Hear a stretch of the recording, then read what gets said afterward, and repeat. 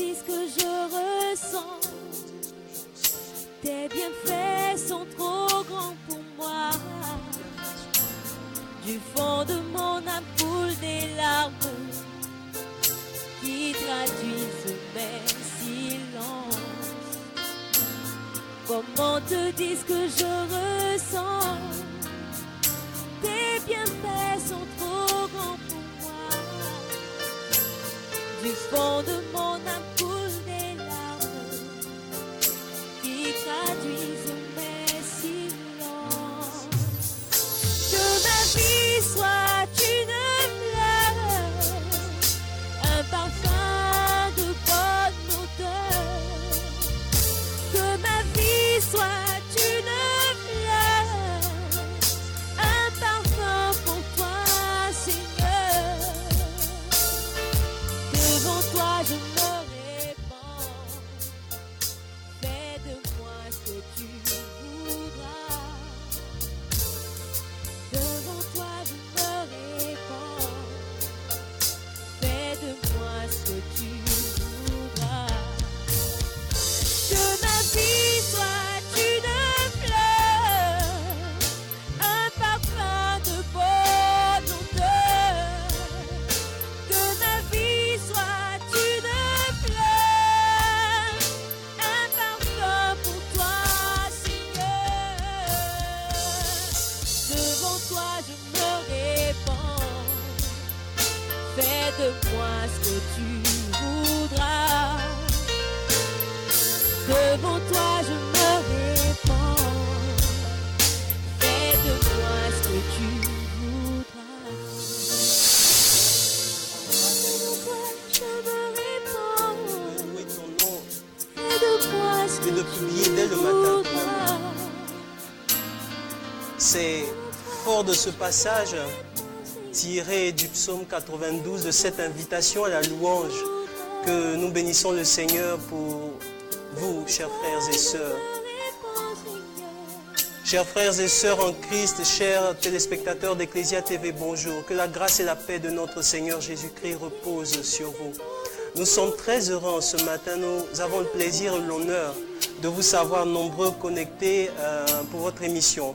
Rendez-vous au sommet, votre toute nouvelle émission de motivation, de formation en leadership chrétien et d'incitation au succès. Retenez que nous serons chaque mercredi en 15 à partir de 11h connectés sur Ecclesia TV pour votre émission de motivation. Rendez-vous au sommet. Le but de cette émission est de vous booster. Le but de cette émission est de vous donner tous les rudiments nécessaires pour que vous puissiez occuper la place que vous avez, devenir ce leader que Dieu veut que vous soyez. À la réalisation donc de cette émission, nous avons Bricus et toute son équipe. À l'animation musicale, nous avons Liliane, notre grande chantre, et l'excellent musicien Stéphane. À la présentation, votre serviteur Stéphane-Marie Diolo, votre coach, votre motivateur et président du ressourcement des leaders. Frères et sœurs, c'est une tradition pour nous. Relevez le dossier de votre siège parce que nous sommes à bord d'un vol en classe affaires. Et ce vol est à destination du sommet. Nous avons pour ambition de vous conduire au sommet. Mais bien avant, prenez avec nous ce temps d'adoration, ce temps de louange. Merci de prévenir aussi vos frères et sœurs. Ils ont la possibilité de nous suivre en direct sur Facebook. Et juste après cet enseignement qui sera donné tout à l'heure, vous avez la possibilité de poser toutes sortes de questions en rapport avec le thème qui sera développé tout à l'heure. Vis avec nous ce temps d'adoration. Que ma vie soit une fleur, un parfum pour toi, mon Père. Seigneur, je veux te bénir, je veux te glorifier. Que ma vie soit une fleur, Et que ma vie soit une fleur pour toi, un Seigneur. parfum de bonne odeur. Que ma vie soit une fleur, Merci, Seigneur.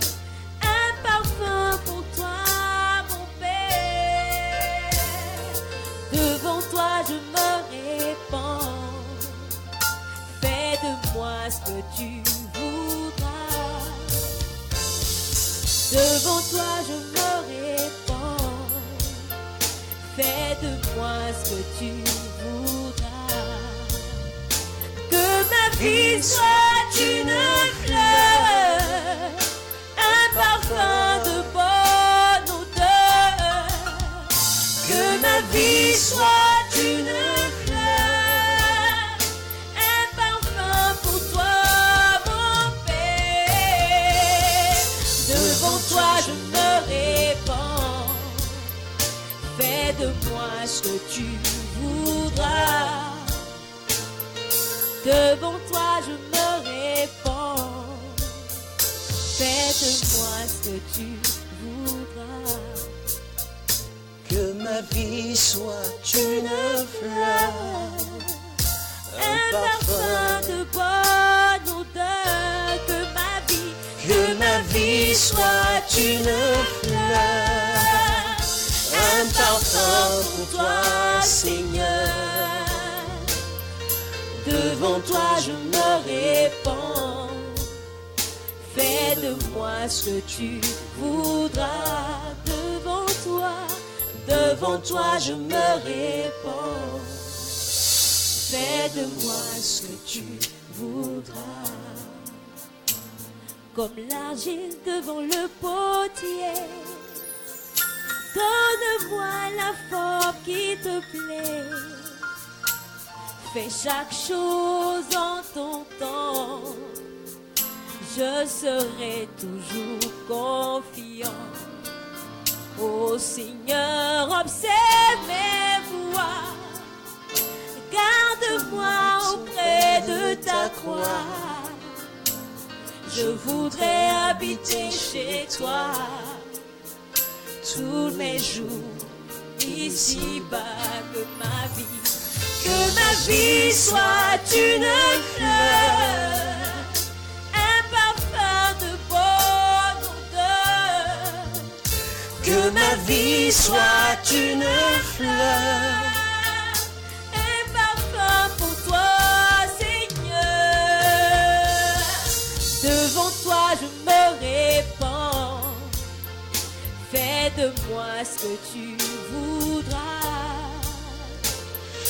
Devant toi je me répands. Fais de moi ce que tu voudras. Devant toi je Deutéronome me répands. 30, Fais de moi à partir du verset 19. Deutéronome 30, à partir du verset 19. Je prends aujourd'hui à témoin contre vous le ciel et la terre. Je te propose la vie ou la mort, la bénédiction ou la malédiction. Choisis donc la vie pour que toi et ta postérité vous viviez. Parole du Seigneur notre Dieu. Nous rendons grâce à Dieu. Chers frères et sœurs en Christ, chers téléspectateurs d'Ecclesia TV, merci d'être connectés pour votre émission Rendez-vous au sommet, votre émission de motivation et de formation en leadership. Le thème de notre coaching que nous avons aujourd'hui est intitulé « Faites le choix de réussir ». Faites le choix de réussir. Le texte de base que nous avons lu tout à l'heure est tiré du Deutéronome, le chapitre 30, le verset 19. Faites le choix de réussir. Le thème est assez paradoxal. Le thème est assez paradoxal. Frères et sœurs, je l'ai dit une fois dans une de mes interventions et ça fait sourire certaines personnes. Je crois que tous, nous avons l'ambition, l'intention de réussir. S'il vous arrive de rencontrer quelqu'un qui n'a pas l'ambition ou l'intention de réussir, je crois que la seule prière qu'il faut faire à cette personne, je l'ai déjà dit lors d'une de mes interventions, c'est bel et bien la messe de Requiem. Oui, parce que tous nous avons l'envie, l'intention de réussir, quelle que soit la définition que nous donnons, que nous accordons au mot réussir, nous avons l'ambition de réussir. Mais comment se fait-il qu'au départ, il y ait certaines personnes qui aient cette intention et qui, en fin de parcours, n'arrivent pas, n'atteignent pas leurs objectifs. Frères et sœurs, dans ce passage que nous venons de lire, c'est assez solennel. C'est assez solennel. Le Seigneur dit, je prends à témoin le ciel et la terre. Lors de notre mariage, lors d'un mariage d'un de nos collaborateurs ou d'un de nos amis, nous voyons que lors de ce mariage, il y a forcément un témoin. Il y a forcément un témoin. Lors d'un baptême, il y a un parrain. Pourquoi? Parce que le moment est solennel. Eh bien, c'est cette solennité qu'il faut voir dans ce passage tiré de Deutéronome 30, 19. Cette solennité, Dieu qui nous donne une nouvelle et qui prend toute la solennité nécessaire, qui dit, je mets devant vous la vie et la mort, la bénédiction et la malédiction. Mais je te conseille, je te préconise, je te demande de choisir la vie. Frères et sœurs, nous sommes devant l'une des nouvelles les plus inspirantes que le monde ait jamais connues. L'homme a la possibilité par ses choix de décider de ce que sa vie va devenir. Ça peut être assez banal, ça peut être assez courant, mais c'est l'essence même de notre vie qui est dévoilée ici. Tu peux te lever ce matin avec la ferme conviction, la tristesse intérieure de savoir que tu n'es pas en train de mener la vie que tu devais mener. Un problème n'a pas fini d'être réglé qu'un autre débute. Et de cycle en cycle, tu as l'impression peut-être que ta vie est faite de tournures, de mauvaises tournures. Tu es abonné aux mauvaises nouvelles, à telle enseigne que tu en as fait une habitude. Tu ne crois plus en rien. J'ai quelque chose pour toi ce matin. Tu as fourni beaucoup d'efforts, mais tu as eu très peu de résultats. J'ai quelque chose pour toi ce matin. Tu as l'impression que le système est contre toi.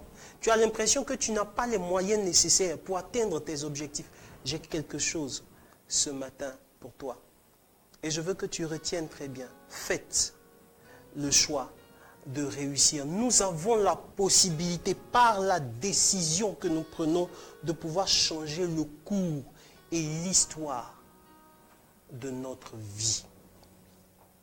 Pourquoi est-ce que nous avons la possibilité de décider? Eh bien parce que Dieu nous aime. Et l'amour de Dieu n'inclut pas la contrainte. Dieu veut que nous puissions venir à lui de façon libre et sans contrainte. Voilà pourquoi il nous donne cette liberté de pouvoir décider de nous approcher de lui. Seconde raison pour laquelle Dieu nous a fait libres, parce qu'effectivement, Dieu veut que nous soyons responsables. Frères et sœurs, la vie est une responsabilité à assumer. Et c'est là que j'entre dans le vif du sujet. La vie est une responsabilité à assumer. Je vais vous donner 4.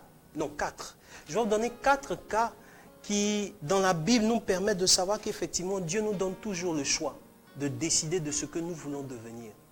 4 exemples concrets. Genèse chapitre 4.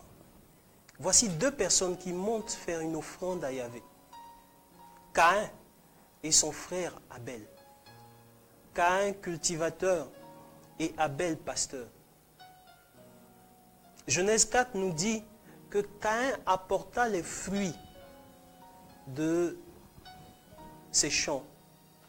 Mais la Bible précise que Abel lui apporta les premiers-nés de son bétail, en plus de la graisse. En plus de la graisse.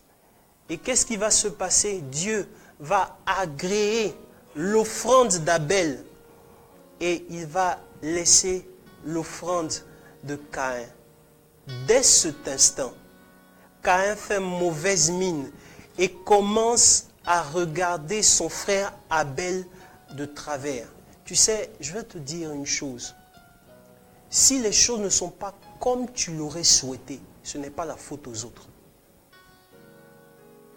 Si ce que tu es en train de vivre comme inconfort ne te plaît pas, ce n'est pas la faute aux autres. Tu as le pouvoir de décider de changer. de conditions et de circonstances. Caïn va commencer à regarder son frère Abel de travers. Et Dieu, qui connaît le cœur de l'homme, va s'approcher de Caïn et lui dira, mais pourquoi est-ce que tu fais mauvaise mine? Genèse 4, le verset 6. Pourquoi est-ce que tu fais mauvaise mine? Tu peux te ressaisir. Et Dieu préviendra, le péché est tapis à ta porte. Mais sois fort. Frères et sœurs, au verset 8, la Bible dit que Caïn appela son frère Abel dans les champs et porta la main sur lui pour le tuer. Dieu avait prévenu Caïn, mais il a décidé de faire autre chose. Dieu avait prévenu Caïn, mais il a décidé de faire autre chose. Et si vous lisez l'histoire, vous allez voir toutes les malédictions qui se sont rattachées à cette histoire, à cette décision de Caïn. Second cas, Jonas. Dieu demande à Jonas d'aller intervenir, d'aller prêcher la conversion à Ninive. Jonas, qu'est-ce que Jonas va faire? Jonas se prend un billet. Il embarque à bord d'un navire, à bord d'un bateau, à destination de Tarsis. Dieu lui demande d'aller à Ninive, mais lui il part à Tarsis. Combien de fois est-ce que dans notre vie, en ce qui concerne la conversion, nous n'avons pas décidé de faire autre chose? Vous savez, l'enseignement de l'Église catholique est très clair en ce qui concerne le péché. Pour qu'il y ait péché, il faut qu'il y ait pleine conscience, pleine volonté et matière de péché. Pleine conscience, pleine volonté et matière de péché.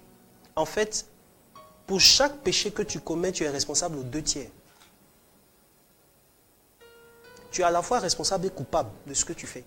Pourquoi? Parce que ta volonté a adhéré. Tu as décidé. Là où tu es en ce moment, ce que tu es en train de vivre comme situation, ton statut social, ton statut financier, le niveau de paix que tu as dans ta vie de couple, le niveau de tes études actuellement, le niveau de motivation que tu entretiens aujourd'hui est le résultat de ce que tu as décidé de croire. Ce n'est pas vrai quand certaines personnes disent c'est à cause de telle personne. C'est parce que telle personne n'a pas fait ci qu'aujourd'hui ma vie est comme ça. Tu as le pouvoir de décision. Dieu t'a donné le pouvoir de décider de ce que tu vas faire de ta vie. Deuxième cas, donc, nous avons parlé de Jonas. Troisième cas, et là, nous sommes dans le Nouveau Testament.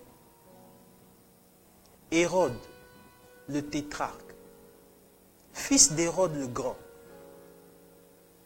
qui était cruel comme son père, va décider une chose.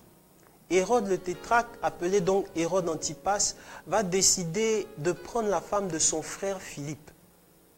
Et qu'est-ce qui va se passer? Il va croiser un prophète.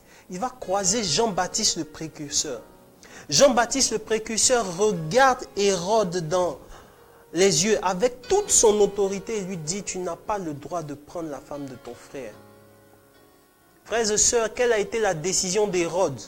Hérode met Jean-Baptiste en prison. Mais qu'est-ce qui va se passer par la suite? On connaît tous l'histoire. C'est qu'à la suite d'une cérémonie, la fille d'Hérodiade se met à danser. Et Hérode Antipas, dans toute sa joie, va faire une promesse qui va le condamner. Il va dire, qu'est-ce que tu veux?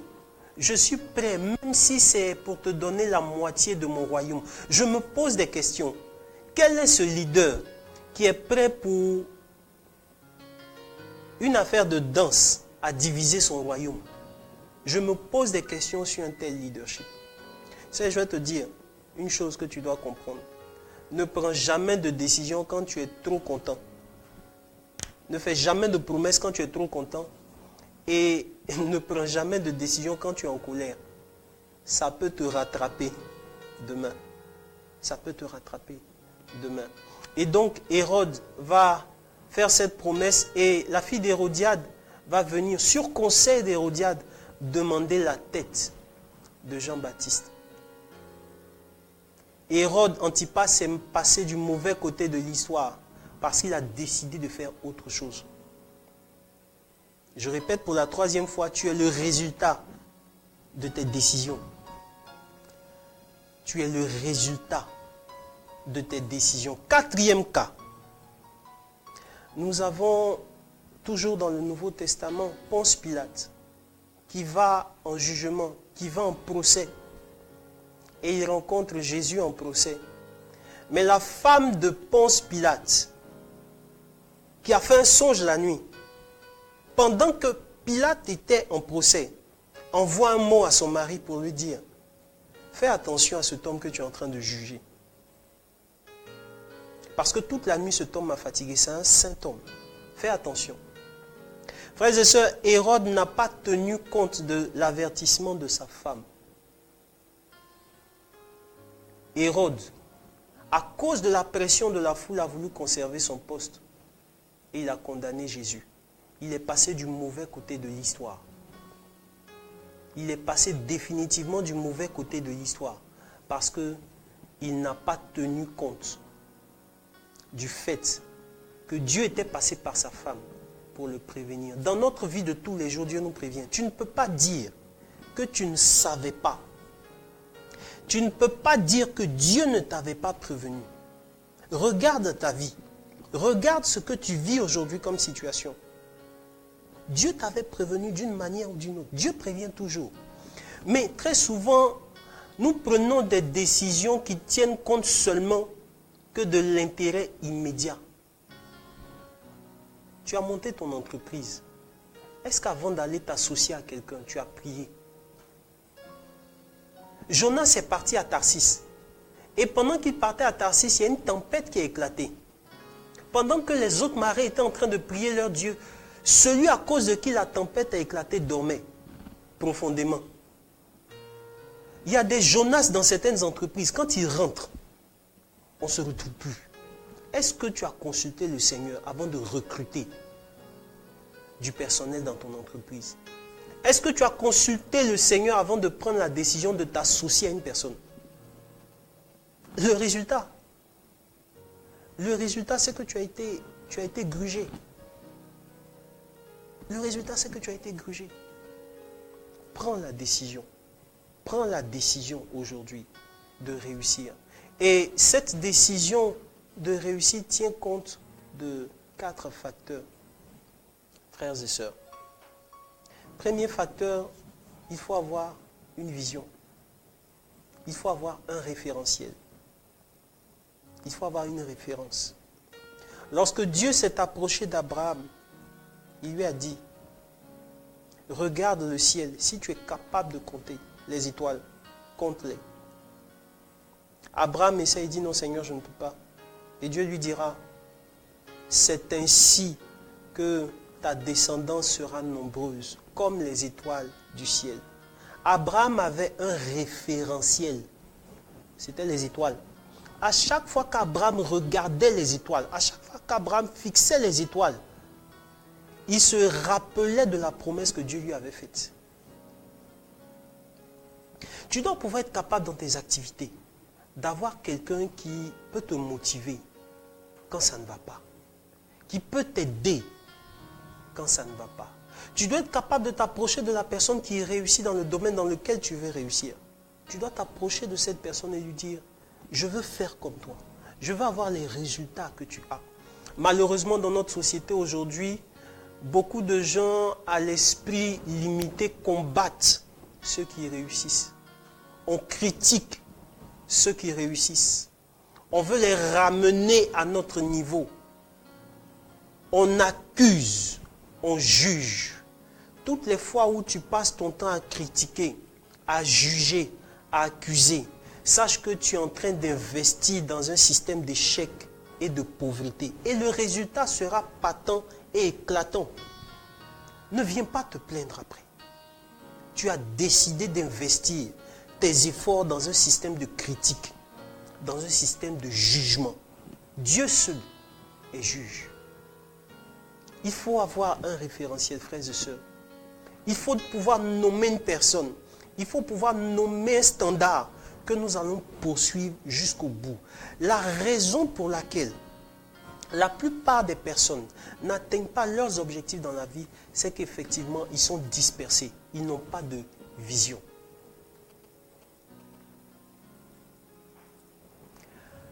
Il y a quelques jours de cela, je regardais une émission de télévision et c'était un homme d'affaires qui était en train de parler en interview. Et cet homme s'appelle Aliko Dangote. C'est l'homme le plus riche du continent africain. Et des gens lui ont demandé, mais pourquoi est-ce que des gens ne sont pas comme vous? Pourquoi est-ce que des gens n'investissent pas comme vous? Frères et sœurs, la réponse de ce monsieur m'a marqué. Il a dit, première des choses, c'est vrai qu'il y a certaines personnes qui essaient, qui investissent, mais première des choses, c'est que je crois au continent africain. Deuxième des choses, c'est la paresse. Et j'insiste, la paresse. Les gens ne veulent pas prendre des risques. Frères et sœurs, Aliko Dangote, la journée d'Aliko Dangote finit à 2 h du matin. Et sa journée commence à 6 h. Je répète, c'est l'homme le plus riche du continent africain. Mais il se couche à 2 h du matin et il commence sa journée à 6 h. Tu veux avoir un certain niveau financier, tu dors jusqu'à 8 h. Tu as décidé. Et c'est le résultat que tu auras. Ne viens pas te plaindre après. Beaucoup de gens ne veulent pas travailler sur leur système pour devenir excellent. Le 21e siècle est le siècle de l'excellence. Tu ne peux pas être moyen et puis espérer réussir dans ce que tu fais. Ce n'est pas possible. Tes prières n'apporteront pas grand-chose. Et là, je veux pouvoir insister là-dessus. Tes prières n'apporteront pas grand-chose à tes lacunes. Tes prières ne vont pas se substituer à tes lacunes. Il faut que tu travailles. Il faut que tu bannisses la paresse. Il faut que tu bannisses la procrastination. Remettre à demain toujours ce qu'on peut faire aujourd'hui. La plupart des gens se comportent comme s'ils vivaient, comme s'ils étaient éternels, comme s'ils étaient immortels, comme s'ils avaient une vie de rechange. Ils pensent qu'ils ont tout le temps devant eux. Alors qu'en fait, on n'a que 24 heures pour être le plus proche possible de nos objectifs. Pas plus. Qu'est-ce qui te garantit que demain, tu seras en vie? Qu'est-ce qui te garantit que minuit même peut te trouver? Tu n'as aucune garantie. La seule raison que nous avons, le seul laps de temps que nous avons, c'est 24 heures. Et pendant ces 24 heures, nous devons prendre les décisions qui vont nous rapprocher de nos objectifs. Arrête de procrastiner. Arrête de remettre à demain ce que tu peux faire aujourd'hui. Il faut que ta main soit à la tâche. Et frères et sœurs, c'est quelque chose qui c'est devenu une institution dans notre société aujourd'hui. Beaucoup de gens ne veulent pas faire beaucoup d'efforts, mais en même temps, ils veulent gagner beaucoup. Ils veulent vivre la vie des millionnaires, mais ils ne veulent pas payer le prix que les millionnaires ont payé. Ils ne veulent pas payer le prix que ceux qui ont réussi ont payé. Je lisais la vie de Nelson Mandela et j'ai vu que ce monsieur a sacrifié sa famille. Sa plus grande douleur a été le fait qu'il n'a pas vu ses enfants grandir. Quelqu'un rentre en prison et quand il ressort, tous ses enfants ont grandi. Il a payé un prix. Il a payé un prix et il a été une icône pour les plus grands de ce monde. Parce qu'il a décidé de payer un prix.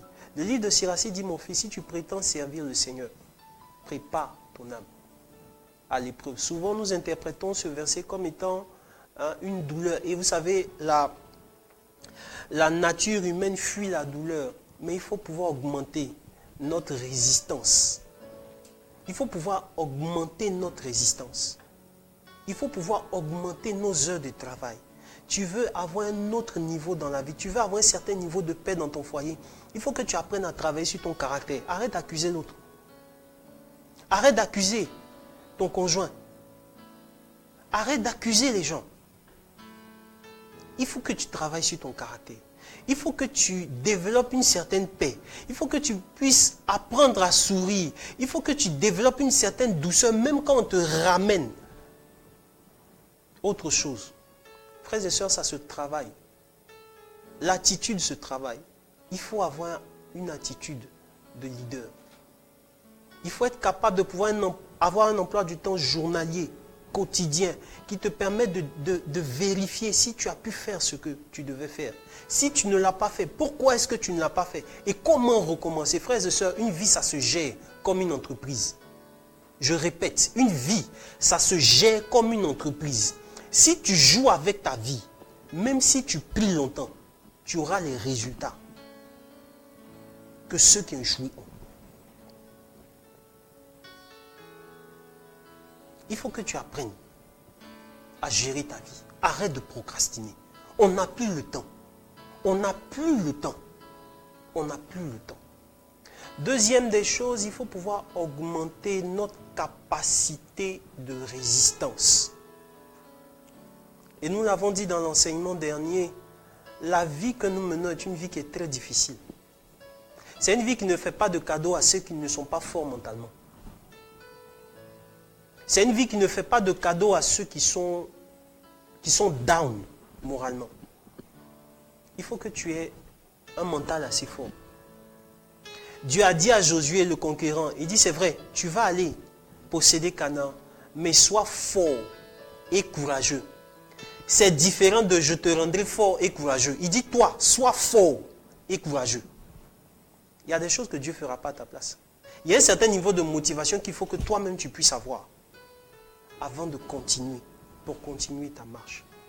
Et c'est très important, frères et sœurs. Il faut pouvoir augmenter notre temps de résistance. Aliko Dangote disait, les gens ne veulent pas prendre de grandes aventures. Ils ne sont pas prêts à risquer de grandes aventures. Quand il a dit cela, j'ai souri. La plupart des gens ne veulent pas risquer leur sécurité pour avoir autre chose. La plupart des gens ne veulent pas risquer leurs petits avoirs pour autre chose. Les gens n'aiment pas ce qu'ils ne comprennent pas. Ils n'aiment pas ce qu'ils ne comprennent pas. Donc, ils préfèrent rester dans leur zone de confort. Ça les maintient en paix. Ça les maintient en sécurité. Ça leur donne l'assurance que, bon, écoute, ça peut aller. Demain va s'occuper de lui-même, mais maintenant, ça va. Tu ne peux pas être un conquérant. Tu ne peux pas conquérir de nouveaux territoires si tu n'as pas un mental de conquérant. Et un mental de conquérant, c'est quelqu'un qui est prêt à affronter les géants. Quel est ton réflexe devant les situations qui semblent pouvoir te dépasser? Quel est ton réflexe devant les situations qui semblent pouvoir te dépasser? Frères et sœurs, dans Deutéronome, le chapitre 20, vous allez voir que nous sommes pratiquement à l'entrée de la terre promise. Et qu'est-ce que Moïse va dire avant qu'il n'aille au combat? Moïse va dire, celui qui sait qu'il n'a pas encore fini de construire sa maison et qui sait qu'il doit dédier cette maison, qu'il s'en retourne, qu'il parte. Celui qui sait qu'il doit marier sa fille et qu'il ne sera pas totalement prêt pour le combat, qu'il parte. Voilà des gens qui avaient une promesse sur leur vie. Mais en même temps, quand ils arrivent à la porte de la terre promise, Dieu leur dit, celui qui n'est pas capable de se concentrer sur l'objectif jusqu'à ce qu'on l'atteigne, qui se retourne. De peur de démotiver les autres. La plupart des gens qui ratent leurs objectifs dans la vie, en fait, sont des gens qui s'engagent avec l'éventualité. Je veux que tu m'écoutes bien. Avec l'éventualité que, si jamais ça ne marche pas, je peux faire autre chose. Les gens se marient avec l'éventualité que si ça ne va pas dans mon couple, je peux divorcer et puis me mettre avec quelqu'un d'autre. Les gens s'engagent dans des entreprises avec l'éventualité que si ça ne va pas, je peux aller faire autre chose. Et cet homme me disait, il dit, je n'ai pas d'autre maison en dehors du Nigeria. Parce que même si mes entreprises coulent, c'est au Nigeria que je me suis décidé de bâtir. Ce sont des gens qui engagent leur va-tout dans ce qu'ils font. Ce sont des gens qui engagent toutes leurs ressources dans ce qu'ils font. Quand tu n'es pas capable d'engager toutes tes ressources, de te dire que ça passe ou ça passe, il n'y a pas une autre possibilité. En fait, la foi, c'est ça. La ferme assurance des choses qu'on espère et la démonstration de celles qu'on ne voit pas. Tu sais, on ne peut pas évaluer la foi de quelqu'un s'il n'y a pas d'épreuve. C'est juste de l'assurance. L'assurance n'est pas encore la foi. C'est quand ton assurance s'affermit dans les difficultés que Dieu te regarde et puis il dit cet enfant-là, il a la foi. En fait, être positif, être optimiste, être sûr de pouvoir réussir quelque chose, ce n'est même pas encore de la foi. Tu n'es pas encore en train de parler le langage de Dieu. Quel est ton réflexe devant les situations contraires? Quel est ton réflexe devant les problèmes que tu penses ne pas pouvoir dépasser aujourd'hui? Tu n'es pas obligé de vivre au prorata de la mentalité des autres. Tu n'es pas obligé de t'accommoder à la façon dont les gens vivent. On dit non, dans ce pays, c'est comme ça qu'on fonctionne. On a toujours fait comme ça, on ne peut pas faire autrement. Tu n'es pas tout le monde. Ce que tu décides de croire va porter ses fruits dans ta vie. Ce que tu décides d'accepter va établir une norme en toi. Ce que tu décides de comprendre, ce que tu décides d'accepter et de vivre sera pour toi quelque chose de normal. Le problème, c'est là. Tu as le pouvoir de décider. Frères et sœurs, regardez les inégalités dans ce monde. 1% de l'humanité détient plus de la moitié de toutes les richesses que le monde produit.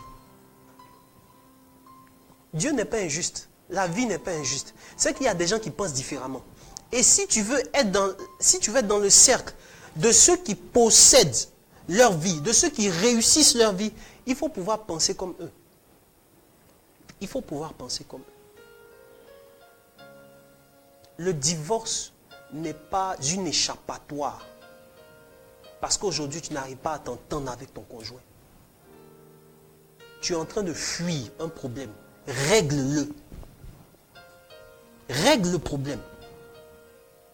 Le fait de te coucher à la maison et de ne pas faire grand-chose est une échappatoire pour toi. Tu n'es pas en train de régler les problèmes. Tu n'es pas en train de régler les problèmes.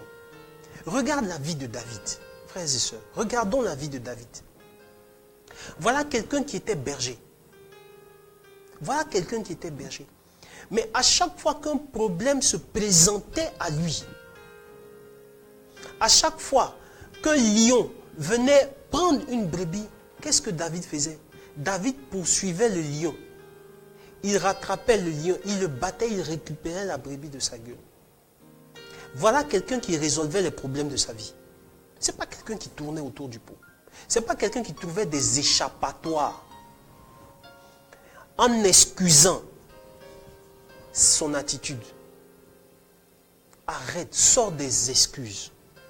Sors des justifications qui te maintiennent dans ta zone de confort. Tu as le pouvoir de décider de ce que tu veux faire de ta vie. Et dès l'instant où tu prends cette décision, frères et sœurs, il va falloir avoir de la connaissance.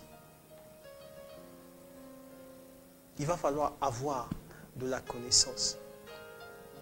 Après la foi, donc, il faut pouvoir travailler à sa connaissance. Tu veux postuler un marché, étudie tous les contours du marché. C'est vrai, tu pries, tu es un très bon chrétien, mais étudie tous les contours du marché. Tu as décidé d'être un commerçant, apprends toutes les techniques de vente possibles. Aujourd'hui, on a tout sur Internet. Mais pourquoi est-ce qu'on ne cherche pas les bonnes informations sur Internet? Parce qu'on est habitué à notre zone de confort. Il faut rompre avec le cycle de l'échec. Depuis que j'ai compris ça, frères et sœurs, je sélectionne les informations que j'ai sur Internet. Je sélectionne les informations que je vais prendre sur les médias. Je les sélectionne. Tout ce qui ne rentre pas dans le cadre de mes valeurs, je ne donne pas le droit à tout ce qui ne rentre pas dans le cadre de mes valeurs. Frères et sœurs, c'est très important. Si vous voulez aller à un autre palier de votre vie, il va falloir que vous puissiez gérer toutes les informations qui viennent à vous. Il va falloir que vous puissiez les sélectionner. Il va falloir que vous puissiez avoir de la réserve, avoir de la connaissance. On est dans un monde aujourd'hui où vous ne pouvez pas, même quand tu es balayeur, il faut être le meilleur balayeur de ton environnement. Si tu n'es pas capable de pouvoir arriver à ce niveau d'expertise dans ton domaine, tu auras les résultats que tout le monde a. Tu auras les résultats que tout le monde a. Dernièrement, au sommet du G8, la langue officielle qui était parlée au sommet du G8, c'était l'anglais. Et frères et sœurs, tous les dirigeants qui se sont rendus à ce sommet-là, tous parlaient l'anglais.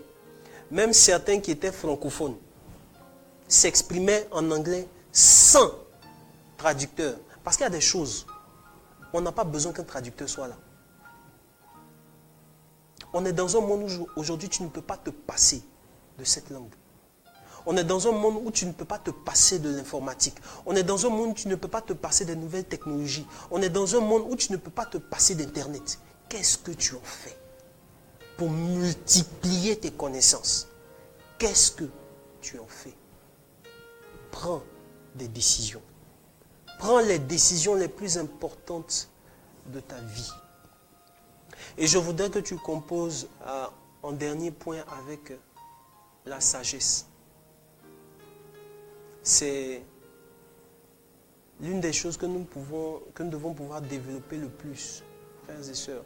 Parce qu'en dépit de tout ce que nous avons comme connaissance technique, comme connaissance intellectuelle par rapport à notre domaine, frères et sœurs, si nous n'avons pas la grâce de Dieu, s'il nous manque la grâce de Dieu, nous serons limités. Frères et sœurs, j'ai vu des gens qui avaient atteint un certain niveau d'aisance financière, mais qui ont dégringolé. Frères et sœurs, j'ai rencontré dans ma vie, dans ma très petite vie, un jeune footballeur. Écoute-moi très bien. Un jeune footballeur qui a arrêté de jouer au football. Pourquoi? Parce qu'il a été opéré et ils ont trouvé une dent humaine dans la plante de ses pieds. Je répète, ils ont trouvé une dent humaine dans la plante de ses pieds. Ce jeune ne pouvait plus taper dans un ballon. Il a arrêté sa carrière. Quand il vous cite les footballeurs avec qui il a commencé, certains sont adulés aujourd'hui. Certains signent des contrats à des milliards aujourd'hui. Mais aujourd'hui, ce jeune est dans un quartier à Abidjan dont je ne citerai pas le nom. Sa carrière s'est arrêtée net parce qu'il lui a manqué la grâce de Dieu. Frères et sœurs, j'ai rencontré quelqu'un en France. J'ai rencontré quelqu'un en France qui a occupé un très haut poste de responsabilité. C'était le seul noir, le seul africain dans ce service. Et c'était dans l'une des plus hautes institutions françaises. Les gens ne supportaient pas qu'il puisse occuper ce poste-là. Je vais te dire quelque chose. Si tu veux occuper la position qui est convoitée par tout le monde, il faut que tu puisses te bâtir un mental. Il faut que tu puisses te bâtir un caractère. Ce monsieur disait qu'il ne savait pas qu'on pouvait être aussi... Je ne dirai pas certaines choses. Mais il faut que tu comprennes que si te manque la grâce de Dieu, tu seras limité. C'est pourquoi je veux que tu puisses développer la sagesse. C'est cette capacité qui pourra te permettre de faire les bonnes choses au bon moment. C'est cette lumière qui pourra te permettre de discerner avec révélation. De discerner avec révélation ce que le Seigneur veut pour toi. Et comment t'accommoder. Comment marcher effectivement pour que tu puisses atteindre ton but. Aujourd'hui, frères et sœurs, nous avons le pouvoir de décider. Dieu t'a donné la clé de ta vie. Le film de ta vie tourne à ton rythme, à ton niveau de compréhension, à ton niveau de réflexion. C'est en fonction de toi que le film se fait. Si tu as décidé de passer à un autre stade de ta vie et que tu décides d'appliquer ces principes qui ont été évoqués, je crois fermement, et c'est ma foi, je crois fermement que Dieu te fera passer à un autre niveau de ta vie. Il y a un trône qui t'est destiné dans cette vie. Et je veux que tu puisses occuper ce trône. Dans ma Bible, un berger est devenu roi. Un prisonnier est devenu premier ministre. Ça ne dépend pas de ton carnet d'adresse. Ça ne dépend pas des gens que tu connais ou de ceux que tu ne connais pas. Ça dépend de qui a décidé que tu sois là-bas. Or, ma Bible me dit que Dieu veut pour toi un plan de bonheur. Ma Bible me dit que ta position est une position élevée. Ta position est d'être à la tête et jamais à la queue. Que Dieu te bénisse. Que Dieu te bénisse. Que Dieu te bénisse.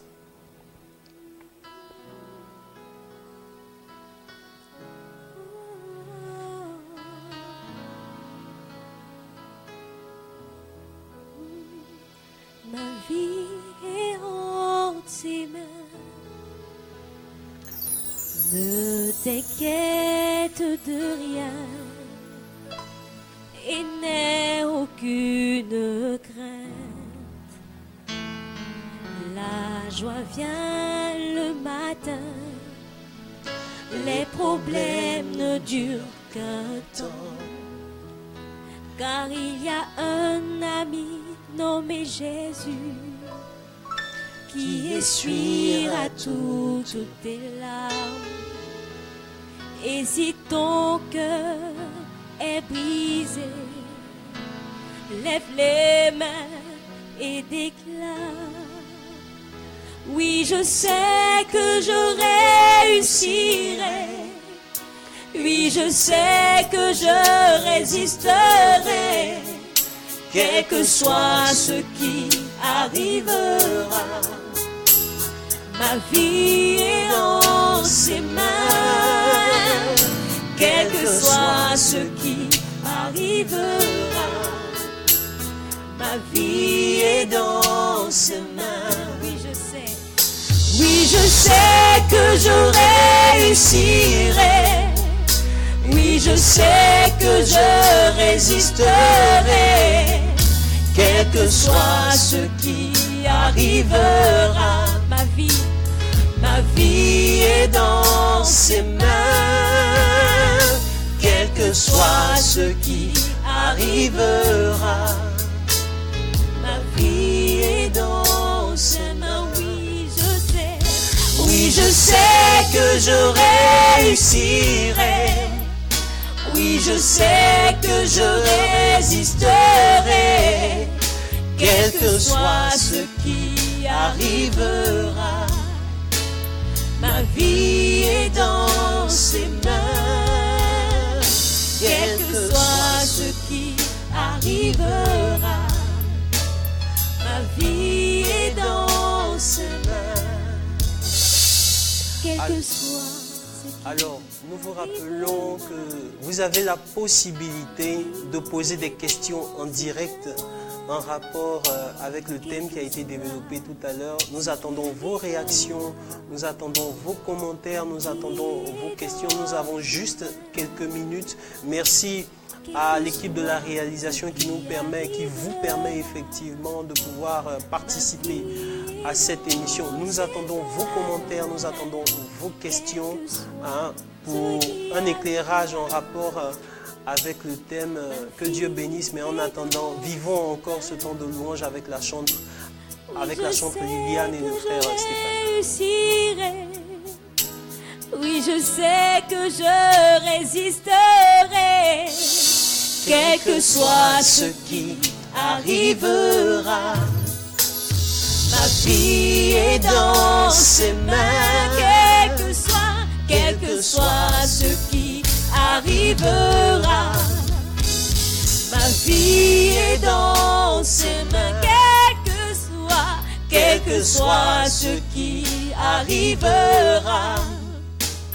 Ma vie est dans ses mains, quel que soit ce qui arrivera.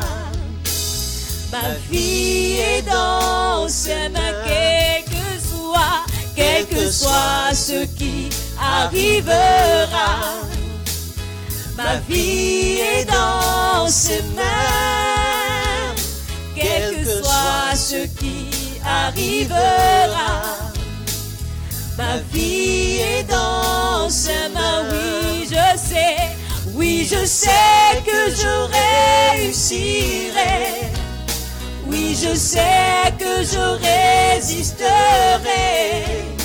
quel que soit ce qui arrivera.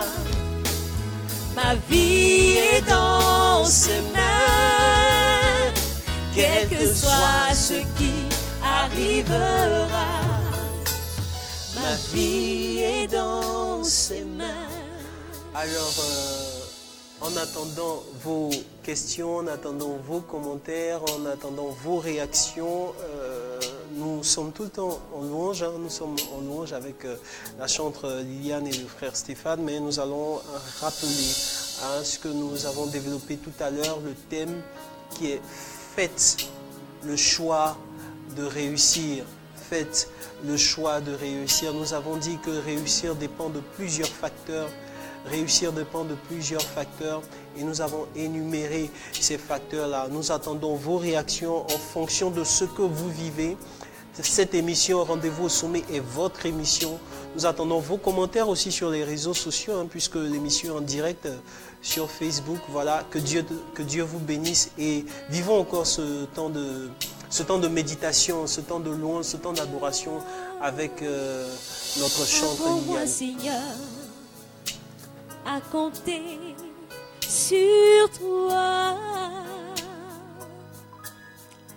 Apprends-moi, Seigneur, à compter sur toi. Apprends-moi, Seigneur, à compter sur ta parole. Apprends-moi, Seigneur, à compter sur toi. Apprends-moi, Seigneur, à compter sur toi. Apprends-moi, Seigneur, à compter sur toi. Apprends-moi, Seigneur, à compter sur toi. Seigneur, apprends-moi, Seigneur, à compter sur toi. Apprends-moi, Seigneur, à compter sur toi. Alors, nous voulons bénir le Seigneur pour votre vie. Merci effectivement d'être resté connecté durant cette tranche horaire. Effectivement, ça passe rapidement, mais nous sommes au terme de votre émission Rendez-vous au sommet. Vous avez la possibilité de laisser vos commentaires, vous avez la possibilité de laisser vos questions sur la page Facebook Retransmission Ecclésia ou Ressourcement des leaders. Nous nous ferons fort de répondre à toutes vos questions. Nous rappelons que la prochaine édition de Rendez-vous au sommet est dans 2 semaines. D'ici là, que Dieu vous bénisse. Bricus, merci à la réalisation, merci à la chantre Liliane, merci à Stéphane, merci à toute l'équipe. Que Dieu vous bénisse et que Dieu vous fasse accéder au sommet. Rendez-vous au sommet. Shalom. Nos prières, car tu exauces nos prières. Tu exauces, Seigneur, car tu exauces nos prières.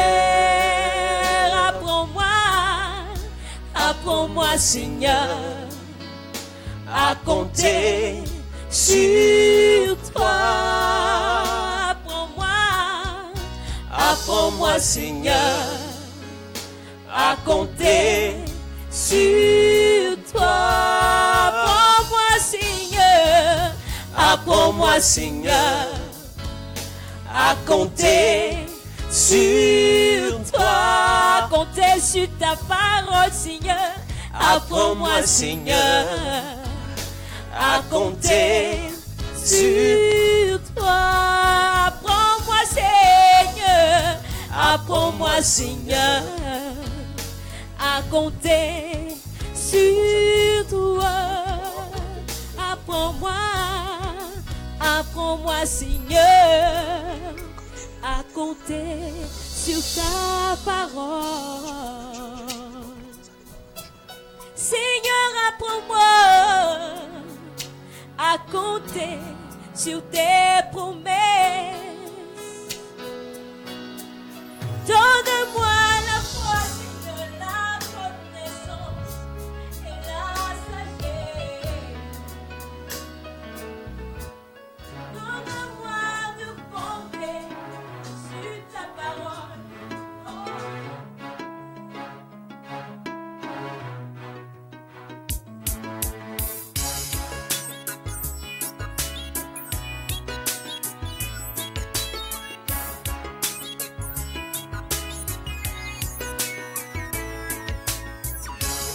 Tu m'as plus belle.